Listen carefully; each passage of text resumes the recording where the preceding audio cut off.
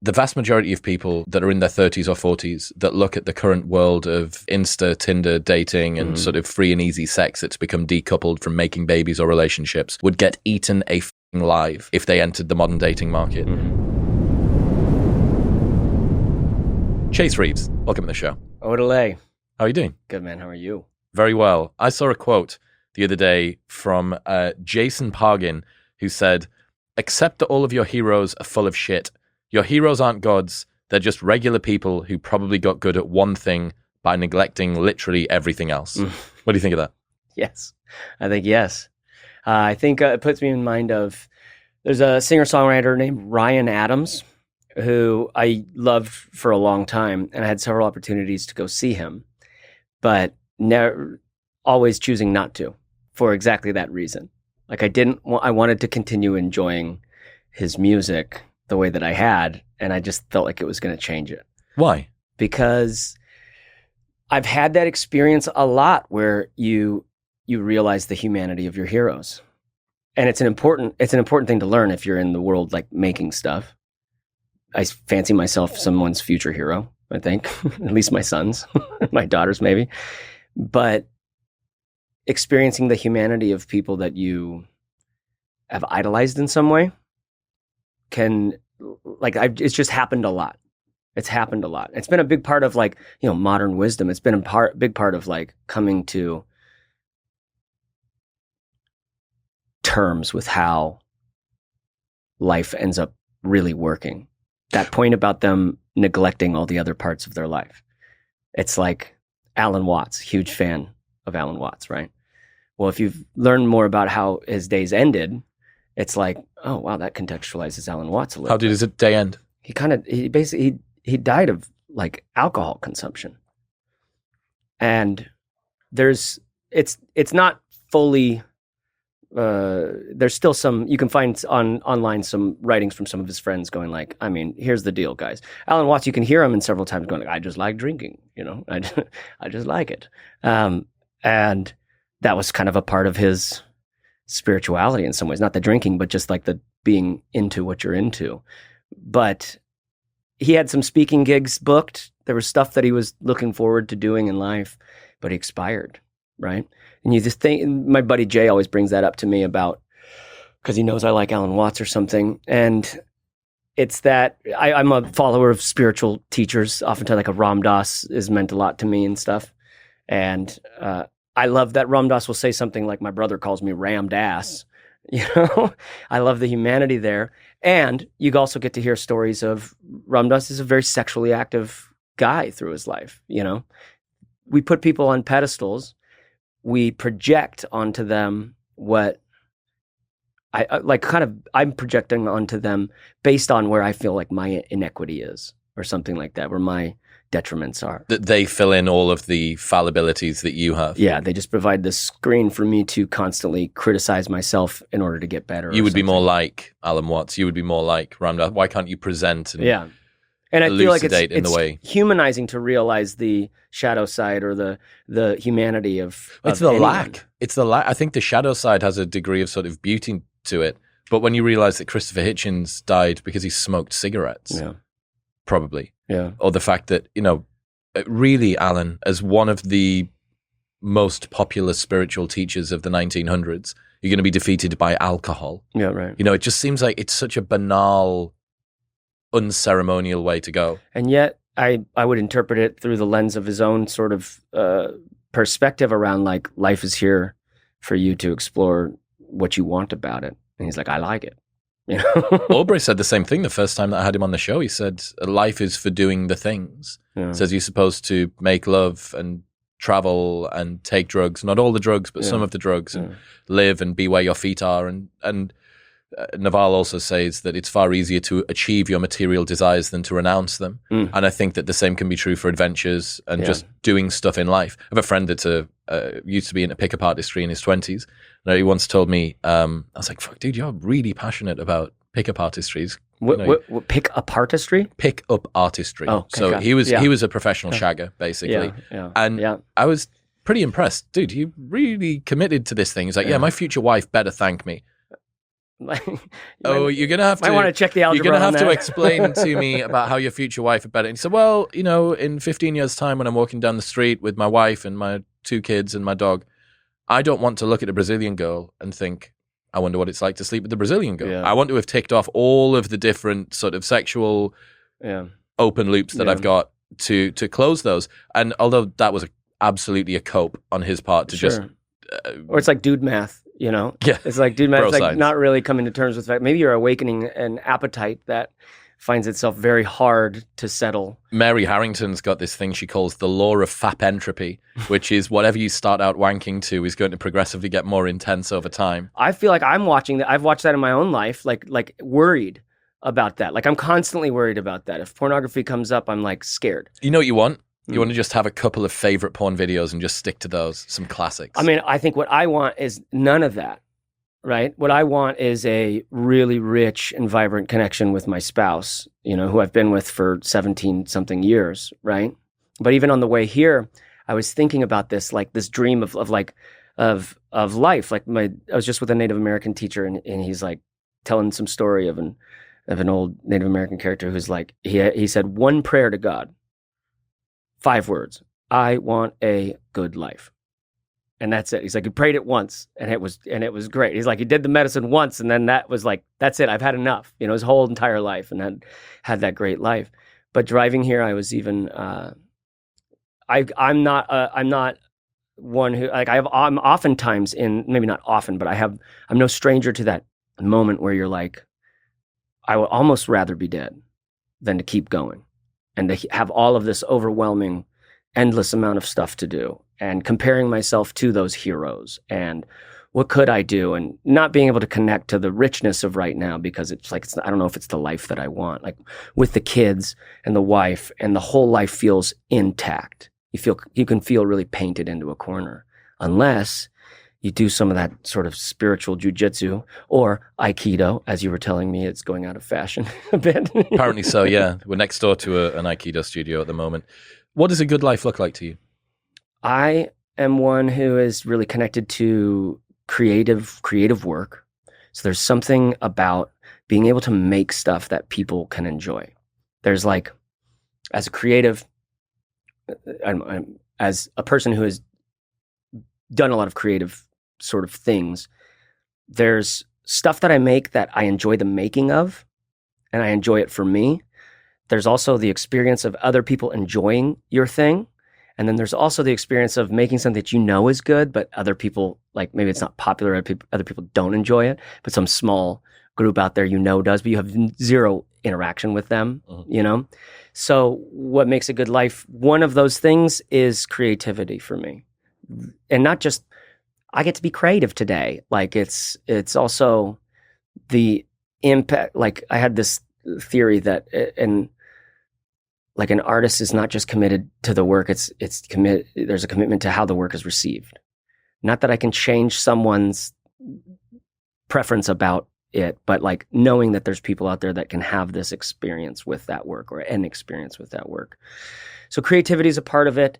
I think richness in relationship, like I'm like a YouTuber who like talks about everyday carry and bags and travel and all this stuff. And it's like the stuff that we carry with us. Well, the relationships are really a big part of what we carry with us.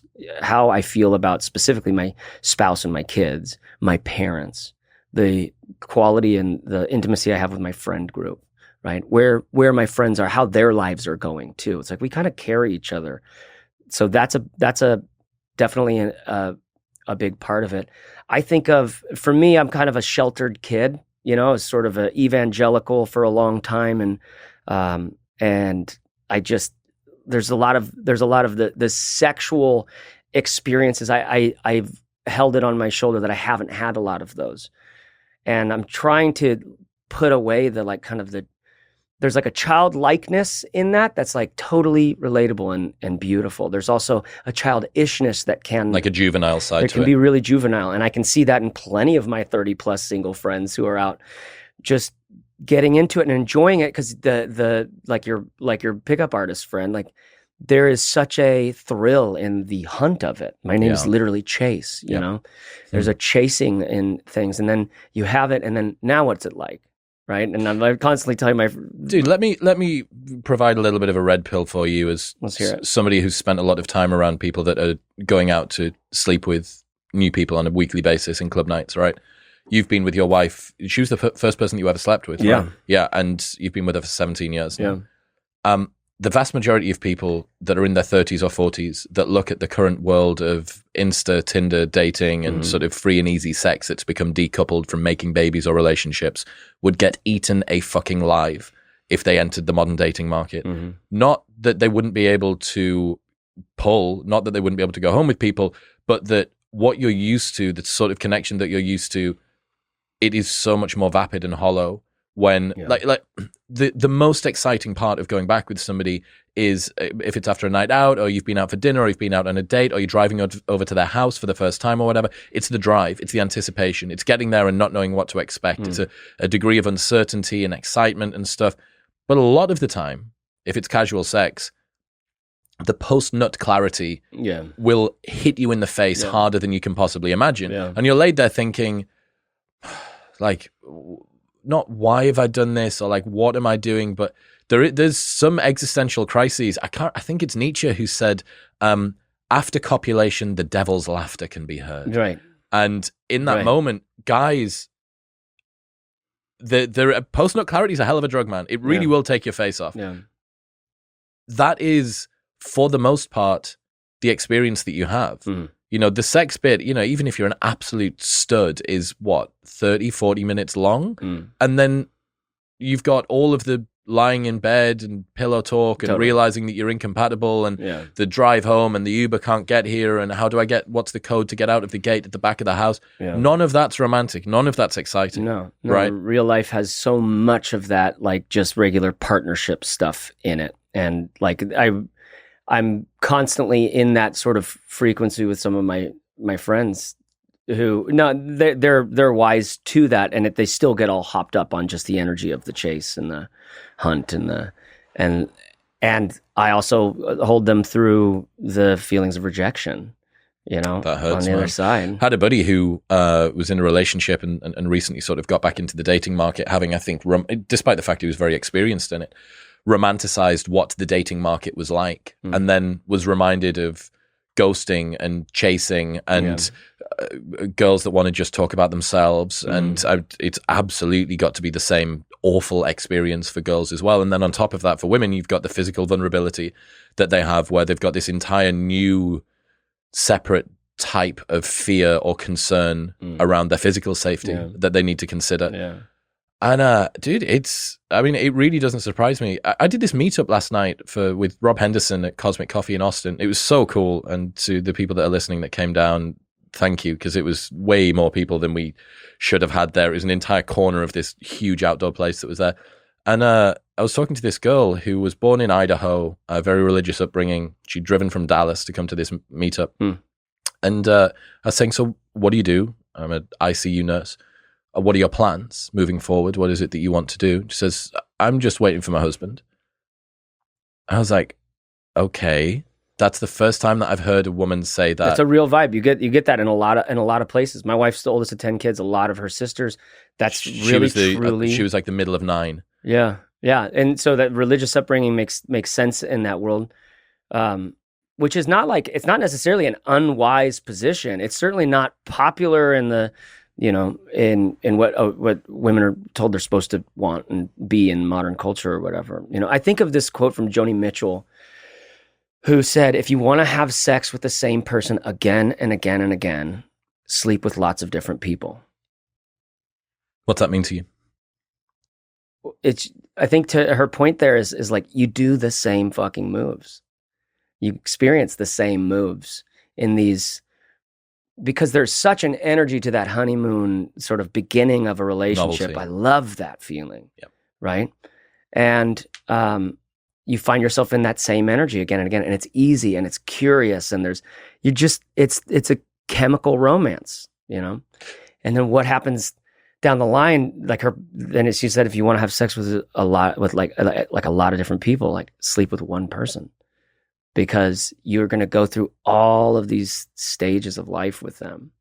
And I'm like, I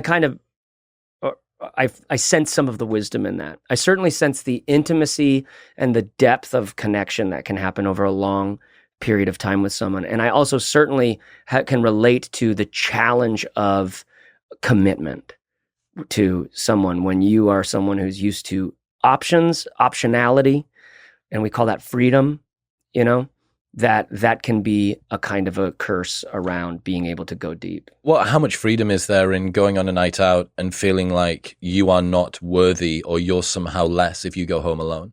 That sounds like pressure. I don't like that pressure. And that for a lot of guys, young dudes, is how they feel. They feel like there's an expectation around being a young guy in a single sexually liberated society that they're supposed to go out, and what the people on TV and the people in movies and the friends that they hear about do is they go home with girls. So if you don't pull... The whole culture is set up for that. Like, I was raised on MTV. And you're just absorbing messages around that through everything, it seems like. And I've done pretty good not living that way. Succumbing to it. But mentally inside, you're there's always... What are the archetypes that you're being told about? And I think that no matter where you, I'm interested in your question you asked her, by the way, like where are you going? What I'm curious to you, how important do you think it is to have a clear, objective sort of goal? And if you could, speak a little bit to how you see where you're going. I'm not very good at doing long-term plans, man. I've always sucked at them. The whole what do you want written on your gravestone thing in terms of, especially actual outcomes, I've never been good at. And it's always made me feel a bit, I don't know, insufficient or deficient in some way. And I've got these friends like Ali Abdaal, famous productivity YouTuber, and he just blew up. Yeah, look at him, I'm like, out of fucking nowhere. We're 3 mil on YouTube now. What am I doing with my life? But he'll have on his wall some unbelievable framework written by the best timeline guide writer of the 1900s, and he'll have mapped everything out. That's simply not the way that I work, and it never has been. And I always felt a little bit deficient because I felt like being in this space and flirting with productivity a little bit, which everyone does. Anyone in knowledge works flirted with productivity. It felt like I should have that stuff on lock, and I've never had it sorted, and it's never worked for me. The things that I found that have worked for me are find a thing that I'm good at, go very narrow and deep on that one thing, develop skills, and then broaden out from there. And that seems to be the best way, so principles scale very well. Principles and values scale very well, and they're very flexible.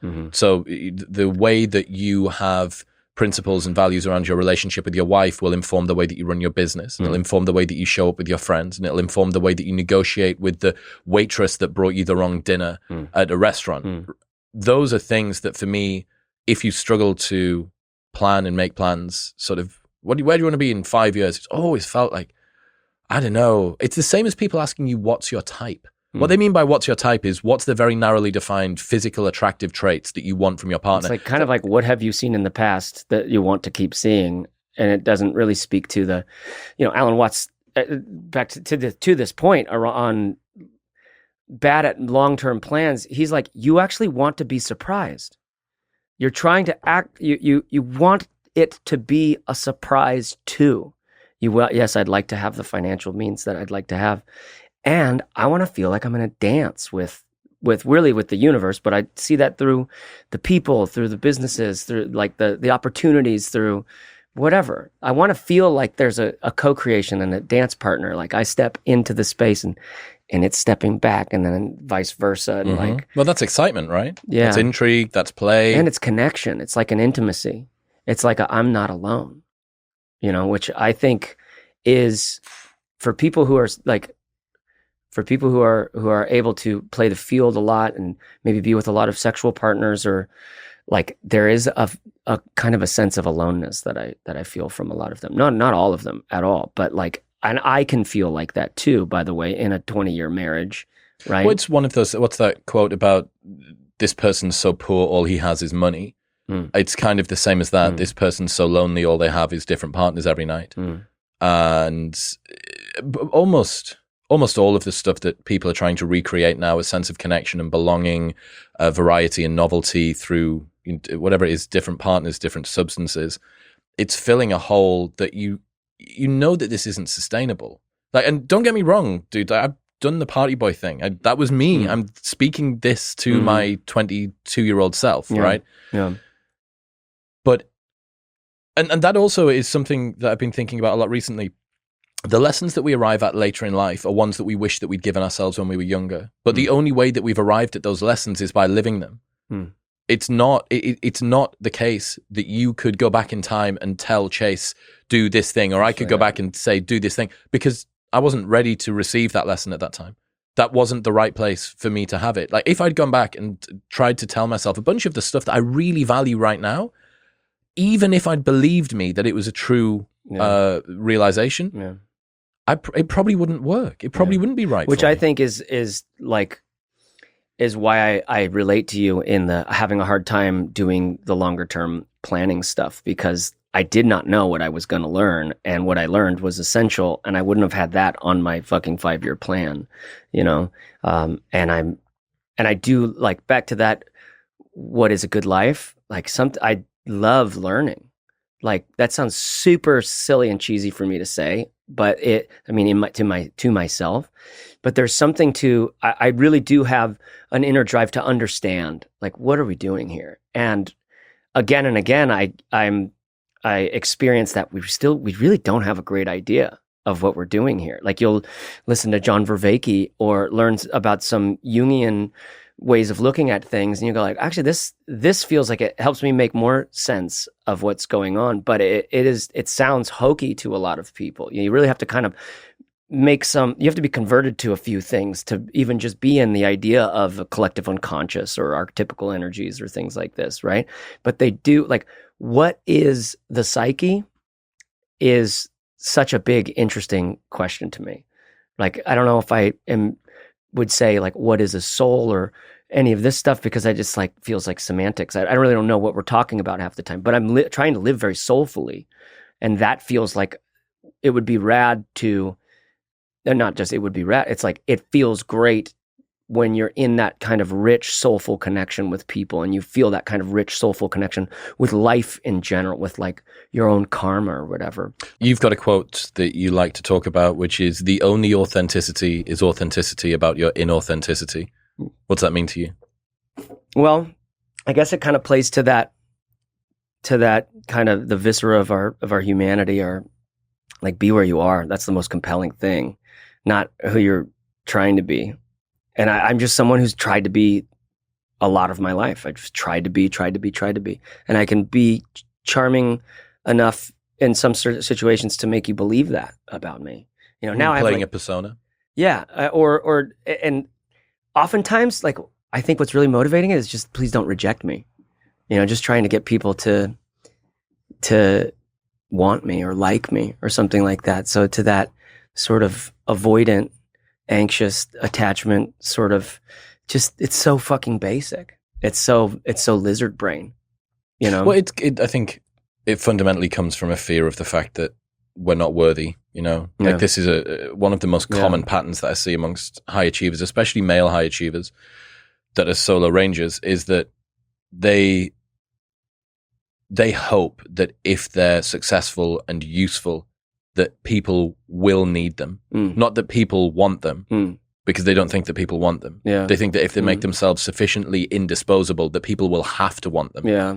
And that's a pattern that can propel people to really, really good things. You know, you can be incredibly successful driven by fears of insufficiency. Oh man, is there any other way?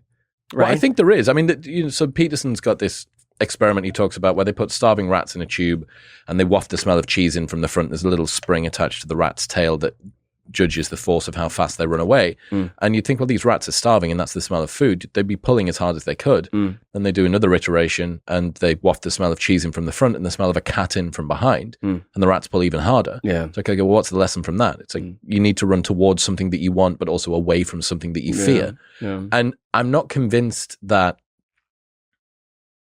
I'm not convinced that everybody that goes on to achieve great things is doing it driven from a place of insufficiency. I think that most people are. I think if you were to look at most high performers in the world, most successful people, I think that on average, high performers are less happy than people who aren't high performers, which is very bizarre. Yeah. Why would we call the outcomes that high performers get success when there's a good argument to be made that that correlates more with a more miserable existence? Yeah. What definition of success are we using? Mm-hmm. Is this a useful definition of success? Yeah. And it goes back to, your heroes. You don't know the price that they pay to be them. Mm-hmm. Tiger Woods, unbelievable example, like one of the greatest golfers of all time, but who wants to be him? Yeah.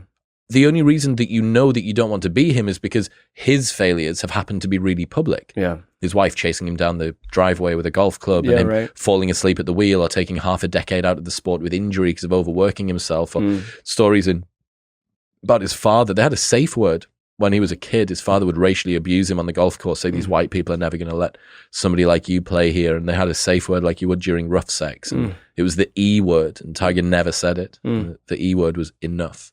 He never said it. In retrospect, that looks a lot like child abuse. Yeah. But that's the price that you pay. That's the price that you have to pay to be Tiger Woods. But I also feel so shaped into that mold by the movies I was watching as a kid. Like that idea of you always push harder, you keep going, What were those movies? Fucking Predator. I don't know how to tie it to that, but Predator, I watched Predator a bunch. There was this movie called Only the Strong, Best of the Best. A lot of karate movies my dad would watch with me, but there's action movies. There's just like those. It's always a go one more mindset. Yeah, and there's a toughness that's required for life. If you want to be one of the greatest, you're going to have to sacrifice everything.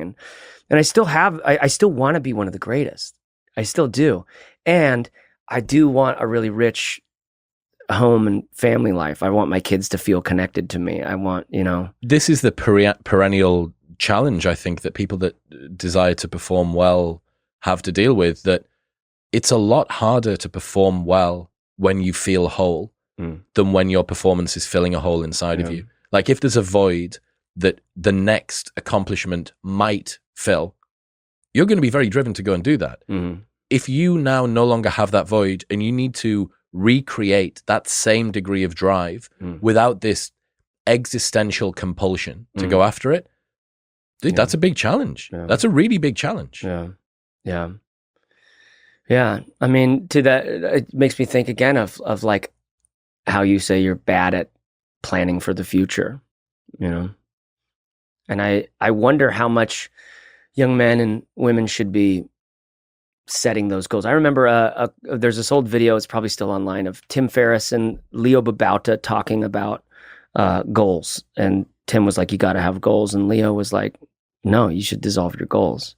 You should let life happen as it comes and continue to pursue your curiosities and let it surprise you. And I fall more on that line, but maybe because it's a little bit easier. I do feel some pressure nowadays. I feel like I could be a little lazy about not defining what I'm really going to. It's definitely an inner citadel that you can retreat to, right? That you can say, look, I find planning hard, therefore planning is pointless. It's like, that's a cope. Yeah, that's a cope from everybody. Yeah. But in the same way as if you're Ali Abdaal or Tim Ferriss, perhaps it's fantastic for you to have the plan laid out. Yeah. But if maybe it doesn't align quite so much, is exactly the same as there are people out there, I'm friends with a bunch of them, that are really, really successful and not driven by some fear of insufficiency. They're perfectly secure in their attachment, and it's not horses for courses. You just have to think about what is the price that people pay to do the things that you admire from them. And I wonder as well about the lessons that it teaches young people about what success means and what they should be chasing after in life and things like that. Yeah. And you don't have that grand narrative anymore that, you and your fellows from your 20s would have deployed to people, right? You don't have a single unifying mythos that's bringing everybody together. So everyone's now trying to reinvent it. What's your take? What do you, if there was a single unifying narrative right now, if there was what would your take on that be? Oh God. Well, I mean, if you had to swing the altar that a lot of people are praying at the moment is meritocracy. It's merit, right? your successes are yours to bear. Your failures are yours to bear. Alain de Botton's got this great example where he talks about the change in language over what we used to refer to people that didn't achieve in life as. And in ancient Greece, they'd be called unfortunates because Lady Fortuna hadn't blessed them. Yeah, right. And I'm pretty sure Lady Fortuna is the statue that's got the two scales.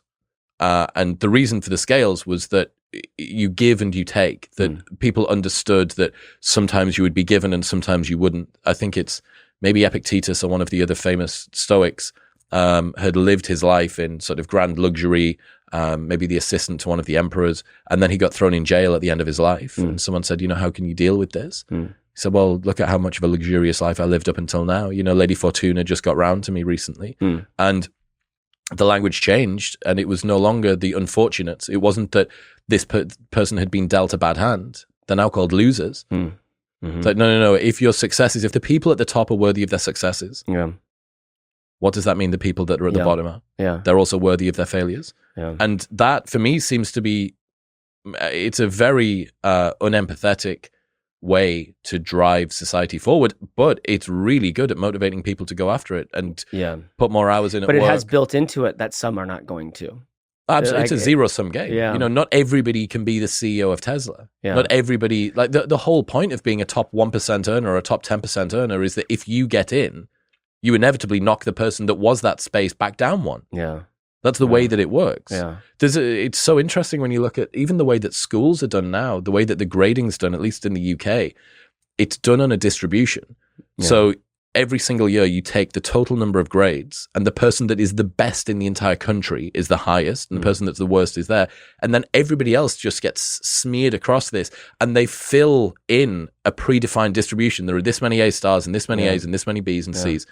And that's how it's going to fit. So it's literally baked in from childhood that a zero-sum game is how society works. That doesn't seem like a particularly wholesome spiritual way to fulfill. Can you Topo Chico me up? I can.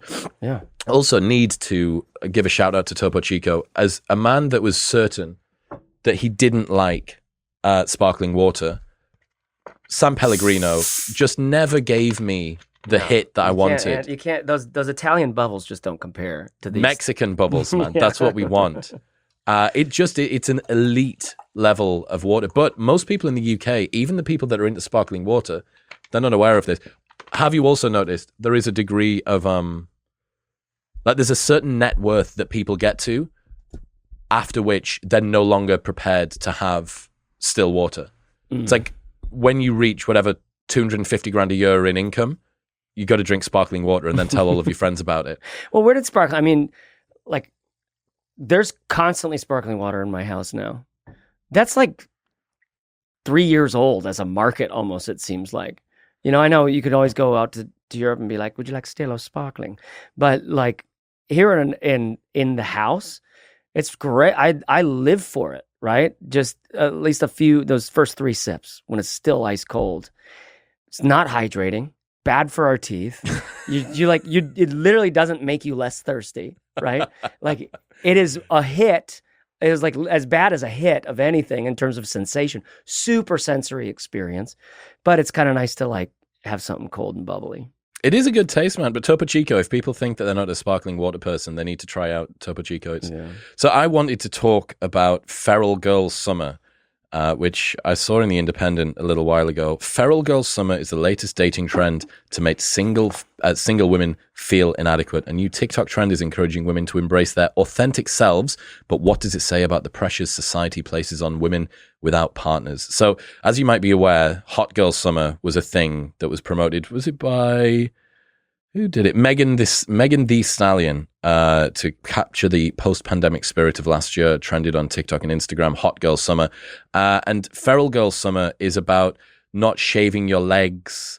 It's about think Fleabag with a sprinkle of someone who has been at Glastonbury for 3 weeks. Ostensibly, the Feral Girl Summer is not about dating, but as with Hot Girl Summer, its definition is dependent on it. According to the dating app Badoo, 87% of female users felt pressure to have a Hot Girl Summer in 2021, with 71% saying that this impacted their dating life. So Feral Girl Summer is whatever the opposite is of Hot Girl Summer. It's talking about female autonomy. It's not giving a fuck. The attitude is similar to that perpetuated by the cool girl trope. Problematic yet this seductive depiction of subdued femininity created for the male gaze. So this is a trend created by women for women, but has somehow been screwed back around to it being a product of the patriarchy and its oppressive, cis, heteronormative. Is that what they're saying, that it's a product of the patriarchy? Everything is.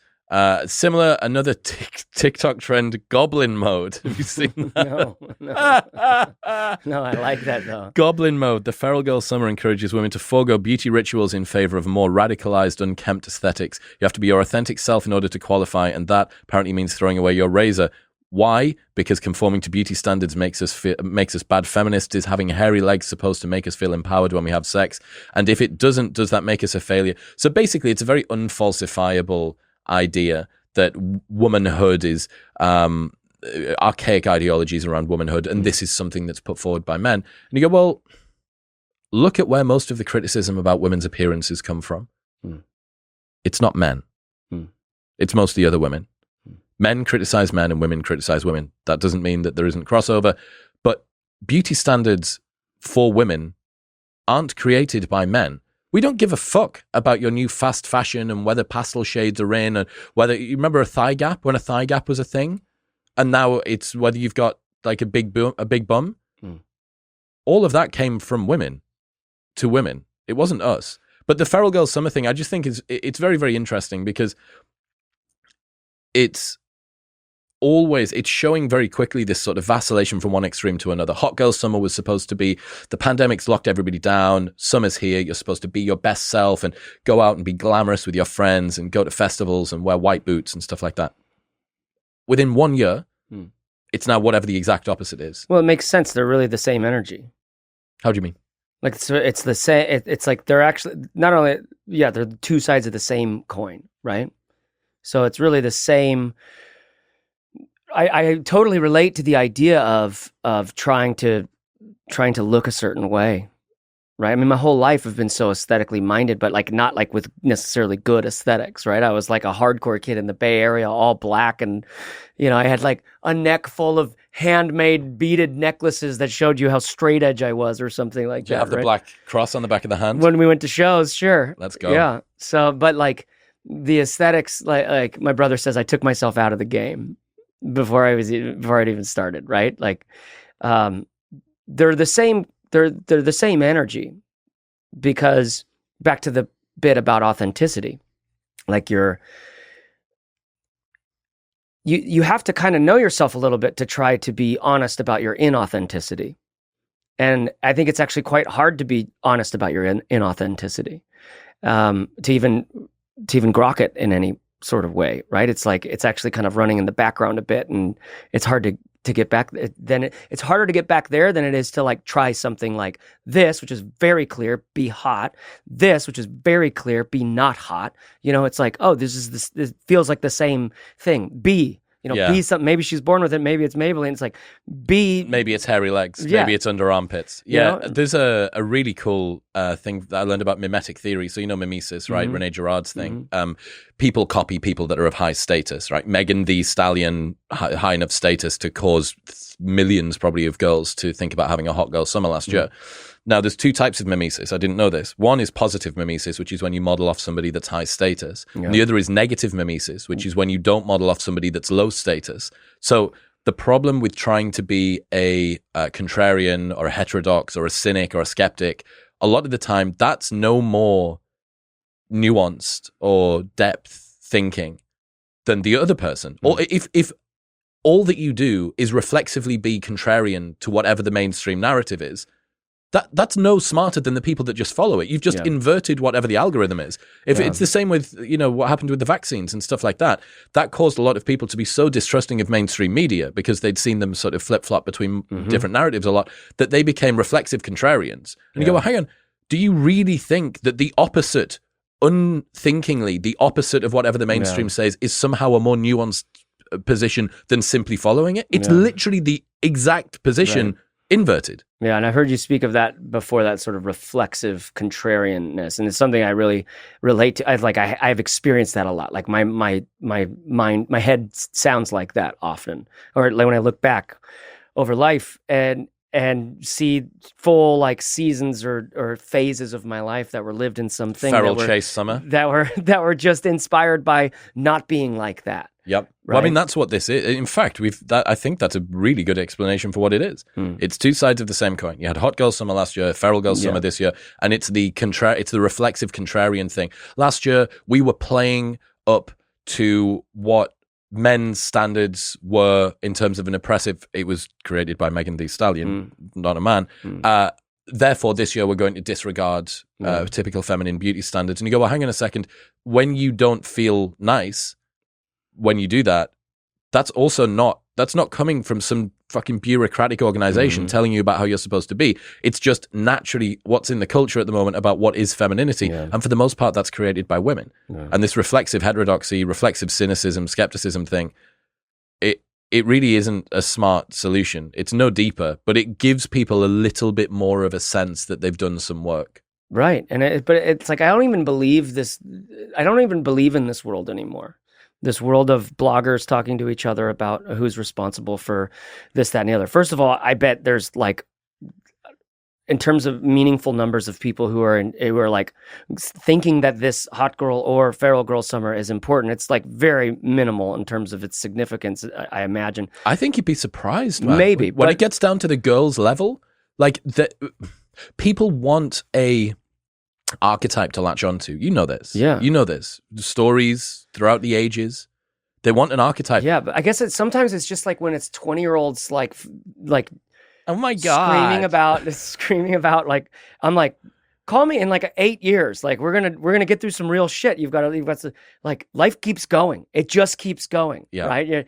You're having feral girl for a summer. You're having hot girl for a summer. You know what I mean? Well, I mean, that's a good point. The fact that what you do for the summer is a really important thing. Only somebody that's been around on the planet for less than 20 years can think that that's a big deal. Possibly. I mean, I love the idea that you can try on different shit. We can try on all of this stuff and cool, go, explore. Try a bunch of stuff on, right? And realize how maybe not closer to how you want to feel you still are. Right? It's like that Jim Carrey quote about, I hope you get everything that you want. And then realize like you still don't have it. You know, like you're still missing some essential bit. Armpit hair. Which is armpit hair. It is. I mean, I'm around a lot of women who are consciously not shaved. Have you ever shaved your legs, by the way? No. Have you? Yeah. Right. How's it feel? Season of it. Oh, dude. So you had a hot girl summer. I had a very hot girl summer back in the day. These are like these leg hairs are like tree trunks. By the way, I would only go up halfway through my thigh because it's a nightmare going higher. I literally had hair shorts. I mean, there's just more thick hair up there. Hilarious. But I just loved getting into bed with a clean shaved leg. You never felt anything like it. And then you get one chill and beep, all these little pricks start showing up and it's done. Like it's over. Turkey that's been plucked. I relate to I don't want to be shaving my legs anymore, right? I relate to that so much, even though I had it was just a summer I was doing that. But I highly recommend. I have a buddy who does that for jiu-jitsu because he's adamant that it helps him with leg lock escapes. There you go. He's certain that it makes him more slippery. Yeah, exactly. Right. Okay. So we've also got white gay privilege. So there was an article that came out today. For LGBTQ plus people of color, racism also impacts how they are perceived. It is a sad reality that being part of a marginalized societal group exposes you to hate, discrimination, and unequal treatment. It's a fact well known by people in the LGBTQ plus community who experience this kind of hostility based on their gender and or sexuality. However, for people whose identities intersect multiple marginalized groups, there are more things to consider. For people of color, racism also impacts how they are perceived and treated by wider society. So people from the LGBTQ plus community who do not have to worry about racism as well possess white gay privilege. I think I knew white gay privilege was a thing before we had a name for it. Lady Phil, one of the founders of UK Black Pride, tells metro.co.uk. And this is just the beginning of intersectionality eating its own. I think The fact that as soon as you have intersecting hierarchies of grievance and privilege, it's no longer enough to just be gay. You know, Douglas Murray was sat in that very seat where you're sat, and he said that because he's gay and conservative, he's basically straight now. He's an honorary straight. And this, I mean, if no one can see that this is the beginning of a circular firing squad where the purity spiral just continues to shave off people on the outside that are no longer sufficiently oppressed. So hang on, oh, you're white and gay? I'm afraid that kind of means you're not that gay anymore, friend. You don't get to have the same oppression Olympics that we do. Yeah. No, I've heard a few white gay men before speak of things in this direction but didn't have a term yet. And to the point of like the again, it's like the world of bloggers blogging at other bloggers about what they should blog about, and it's like a Ouroboros snake eating its own tail kind of thing, where I'm so disconnected from that world. It's not the world of like how to say, like, I feel we've got so much. It's interesting. Like existential fear is so high in terms of like, it's so hard to make money or to get to a level. We're comparing ourselves to people who are further and further and further away from where we are now, right? We've got all of this chatter, this noise that we've got to deal with. And yet we're so, not everybody, but we're so safe. I think I got to go on safari in Africa, for example, and with my friend who like guided us literally on the ground, on foot, lions and tigers and bears. Oh my, like you're on the ground. There's a rhino. We were tracking a rhino for a long time. And then we got to this place where it was like, oh shit, it's right on the other side of that bush. We could hear it breathing, and it smelled us, and it could tell something was up, and you can hear it getting a little like irritated, like what's going on. And when a rhino just starts running, and it could easily just run in this direction, and just, you know, it literally just has a horn. They call a group of rhinos a crash of rhinos because they can run like 60 miles an hour and see 8 feet in front of them, right? They're like a group. The group of rhinos is called a crash of rhinos. I love the names of like a flamboyance of flamingos, you know. But in that space, first of all, your nervous system goes, oh, I remember this shit. Because we're talking millions and millions of years. That's what we're shaped by. Oh, I remember this. That was clarifying. It felt grounding in a strange way. Teeth and horns and claws, nature red in tooth and claw. We're so far from that. Not saying that, like, Louis C.K. has this amazing bit. It's like, we should let one lion loose in New York. Just one. Just one. So anytime you're walking anywhere, it's like a little bit more. You're just on edge. Thing. It's a bit more exciting. Just like, yeah, I made it this time.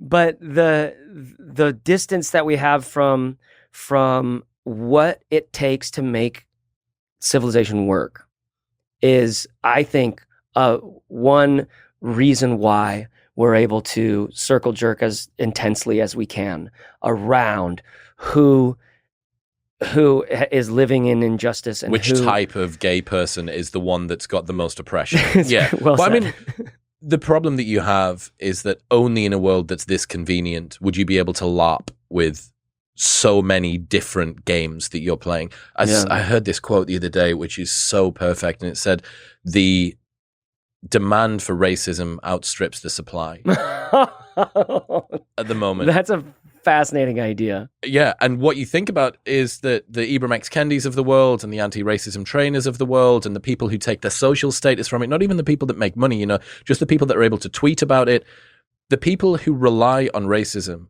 to give them their sense of self and position and power in the world need racism to continue. So what do? They continue to expand the definition of racism to encompass more and more and more things. I just spent some good time with a Native American teacher. He's a Comanche, and he's a descendant of Quanah Parker, who was the last chief of the Comanches. And I, like, in experiences with him, like, I get to learn so much about like a land literally taken from people, and I connect. I love learning more about that, even though it is actually really visceral, like to learn about like the fact that we're really on, like we really are privy or accomplice in some way to this, to like these people live with this and they're still here. They keep living. And Quanah was actually a really interesting bridge between those worlds, between his world and the world that he like was coaching his people like, hey man, this is coming. We have to do something about this. And he's like, you can take our land, but you can't take our medicine. You can't take our way of life. I definitely connect to that story. I had this coffee book when I was young of Martin Luther King. And I remember in high school just learning about the civil rights and just going just what the hell? This is, and it just defined me, this struggle, this like that people were treated that way. And then it just kept getting more intense, the layers of it, just the realization of how pervasive this activity of owning people, putting them to work, the differing levels of who gets treated in what way, different classifications of people, I still feel very strongly that we live in like a caste system. There are different sort of castes. How so? It just feels like I'm in the stage that I'm in. We all have, I believe in the opportunities for upward mobility.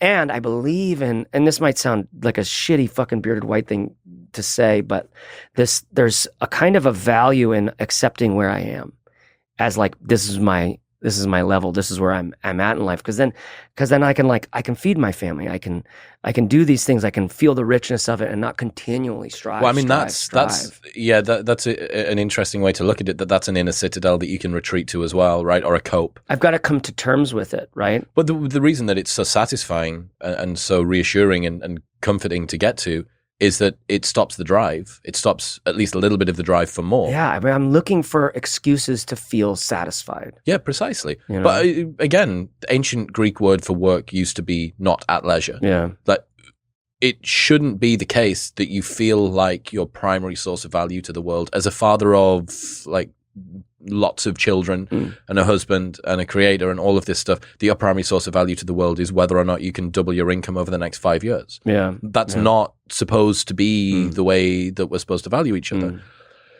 But in a world which is bereft of community and connection and sense of belonging to the wider mythos of the nation that you're in, what have you got? You go, well, I've got my bank account, and I've got my social media followers, and I've got my watch time on YouTube. An endless possibility. Yeah, and I've got my ability to accuse other people in my group of not being as oppressed as me. Yeah. And it's just different games. All of that is just like, I lived in Portland for 15 years, and I was really sort of kind of by default in a world somewhat like that. And I've since just gotten so far away from it. It just does not feel like the real world at all. It's no longer a part of any conversations that I'm a part of. Not because my friend group is super homogeneous or anything like that. Just because the people that I'm with, this is not what defines our interests and our curiosities day by day. Like we're not personally motivated by it like that. And so it's just lost so much of its teeth. The whole culture war thing, like you were saying about the vaccination stuff, where it's like, all right, I kind of don't care a lot about what the CDC's recommendations are, like maybe forever. It's like the boy who cried wolf, isn't it? You know, if everything's racism, then nothing's racism. If everything is a health risk, then nothing's a health risk. Yeah. And after a while, people only get so many chances at singing and dancing and shouting about stuff before you just start to switch off. I want stuff that's going to be useful for I literally have to make the future. I literally have to put food on the table for my kids and my family. And I literally have people around me who I care. If there's things are going really bad for them, like I want them to go better. So I'm looking for meaningful information and insights about where the world is going, about what opportunity is worth investing in, so that 13 years from now, you didn't just double down on something that's totally fucking evaporated. Not intellectual LARPing horseshit about privilege and intersectionality. There's this really cool thing I learned about the other day called fire hosing, With so many competing narratives in the digital age, disinformation agents can't convince you of any single narrative. So instead, they overwhelm you with many contradictory narratives until you start to doubt everything and become confused, demoralized, and passive. So this idea that so how valuable is it for you to be off kilter and have it's like, now I can do something with you. If you're unsure and insecure, now I can like direct you in a certain way a little bit easier. It's harder to have a sense of place and direction and stick with it, right? That's one of the things that's valuable having a career. It's like, this is the industry that I'm in. And this is, you said in the car, like becoming the best podcaster you can be. That's such a direction. It so has like bumpers on it at the bowling alley. You know where There's you're guardrails that you can follow. Right. Yes. And that can be a thing that you get to, I don't know, that you get to, you're hiring that direction in a way that keeps you, it's like a rudder or a fin on a surfboard. It keeps you from going off and on, all like, over the place. Where it's like, okay, you're not being a good enough socially conscious justice warrior. You don't understand enough about the hardships here, there, and everywhere. People can supplant that with a lot of different things, though. People can decide that the thing that they're going to pursue is going to be the most equitable, campaigning, intersectional, LGBTQ plus person that they can be. Yeah. And that becomes their status game. Yeah. And is it possible to say that objectively some status games are more virtuous than others? I don't know. I'd need like a philosopher friend here to work that one out. But I mean, in terms of adding value, like real world, tell me what is happening. Yeah. Maybe I'm totally wrong, right? Maybe there is a huge problem in the black, gay, and lesbian community where they're being ostracized by the whites in the lesbian and gay community. I'm not sure. It seems to me like time could be better spent on other things. Finding a partner to get fucking delicious sex with. Right? It's not that hard especially if you're one of the G's. If you're one of the L's, it's a bit more difficult because you've got two gatekeepers. I don't know. It's just not where I live. It's like not where I'm from. I just really don't know what the weather's like there. A lot of action going on with the G's. Okay. A lot of action. Right? But I do think there's like a spiritual practice and a recommendation I'm making to people that's like, be what you're in, and if what you're in is like who is seeing the most injustice, then like let's let that be your goal. Bring more justice. Bring more justice.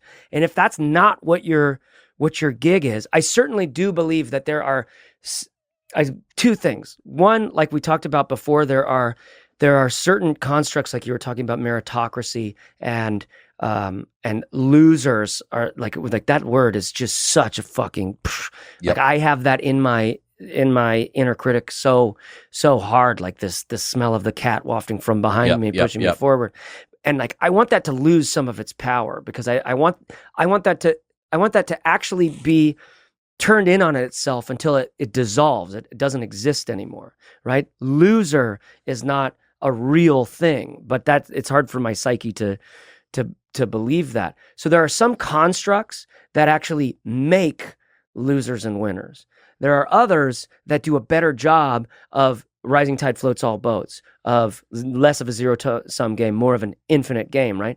We know, like, we need our Schmachtenbergers and our big thinkers to help us evaluate these structures. That's one thing. A second thing is, I really do believe that how it's always actually been is we're actually building the society from the bottom up.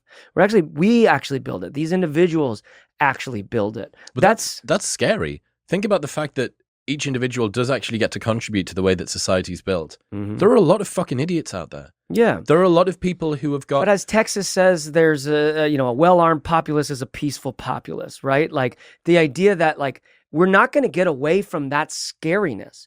Yeah, we can. Yeah, there's going to be some Proud Boys and some alt-right and some really far left. And there's going to be that distribution. Like you talk about the grades in the UK. There is. That's the fucking state of nature, right? And we're on the spaceship. We're on planet Earth as our spaceship. I love the idea of being in other places. I love at least the narrative it gives us, right? In the solar system. But the nearest fucking star beyond our solar system is so far away. Like we can only lean on the idea of a fusion and bending space and time and stuff that is like feels like we're really close, but it's still like I'll believe it when I see it, right? Is the way a lot of people feel about it. But that's the state of nature. There's going to be buffoons and idiots. There's going to be brilliant people, we're all on the spectrums, so to speak, right? And I do think civilization grows from the bottom up, and we need those structures and those systems placed on top, and there's some that are better than others. And I do lean on my bro Daniel Smackenberg to help me figure out which ones are which. However, I have to own my part of this. And a lot of that is like the raising of my kids, all the other what kids. What can I influence directly? All the other kids, like the families at my kids' school, like the clients that I work with, like all of this stuff, the people who watch my videos. Keep going. I feel like the scary, like the mental health concerns are massive. Like the way that I struggle with it, I'm a man of immense privilege, is like, I don't know. Like maybe some of these buffoons are better at being happier, and we have stuff to learn from them in some ways. However, there are consequences to our actions, and I don't know. I've talked myself into a fucking pit here around. Think about it this way: that you've seen the midwit meme, right? Which one is that? So it looks like a bell curve, and at one side you have this dude that looks like a Neanderthal, and then in the middle you have sort of this angry, specky sort of liberal person, and then on the right hand side you have this sort of sage guy with his hood up, and the meme is all about the fact that the guy that's really stupid and the guy that's really smart arrives at the same conclusion, and it's the person in the middle, the midwit in the middle, which is most people. Midwit, that's hilarious. Yeah, I haven't heard this before. Michael Malice popularized the term. It wasn't his to create, but he popularized it. So midwits, right? And midwit appeal theorem says that by definition, most content has to appeal to midwits because most people are midwits, right? And the content that propagates the most is the one that appeals to That's the scariest thing on the planet to me. This idea that I'm a YouTuber. One of the things I do is make YouTube videos. As any content creator who's been doing it for long enough can tell you, it's like there's a draw to doing things that will become more popular. Content capture. And in the same way that, our Roman magistrate putting Jesus to death is like putting it to the people. It's like the people make bad calls oftentimes, and those midwits aren't the buffoons.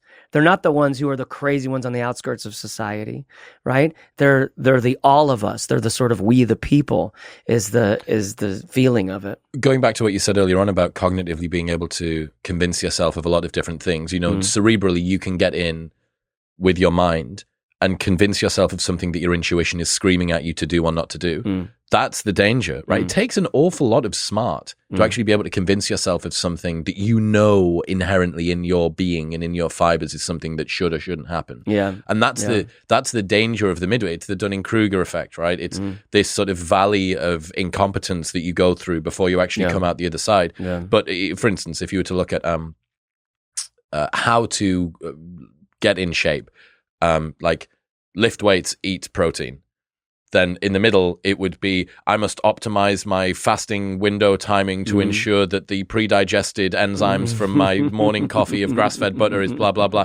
Down to the other side, like lift weights, eat protein. That's what you end up arriving at. That the idiot and the sage are both the same sort of outcome. And it's the person in the middle, which is most people, that end up overcomplicating things. Yeah. And this is where the status games come from. It's like the stupid person and the really smart person. It's like, find job that you care about, live in place that fulfills you, have family that makes you happy.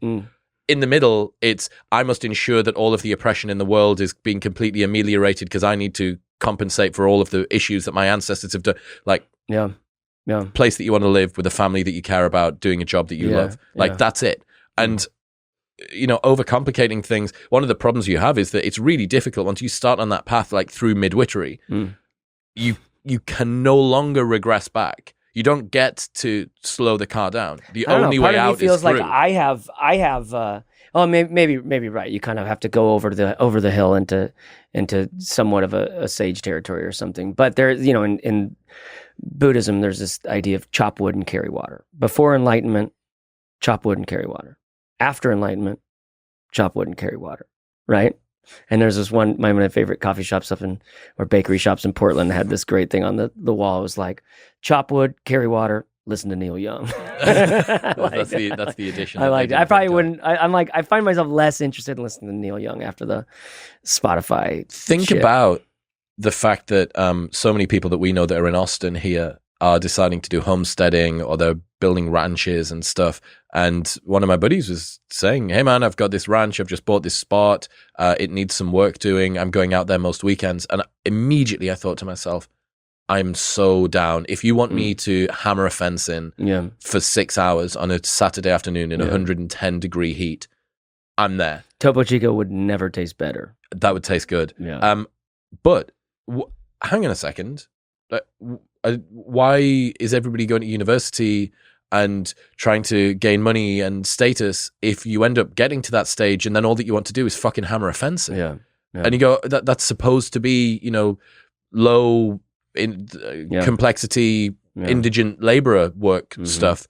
And yet it's the thing that compels you to go forward. Again, it's like, the sage and the idiot arrive at the same place. Yeah. There's another thing this quote that I really want to show you from Naval. And he says, karma is just you repeating your patterns, virtues, and flaws until you finally get what you deserve. And it just made me think about the fact that a lot of the time in life, you see people that are repeatedly successful or repeatedly unsuccessful. And you're like, you're the common denominator between all of these experiences. Right. Is it that every one of your exes has happened to be a possessive, controlling, crazy person?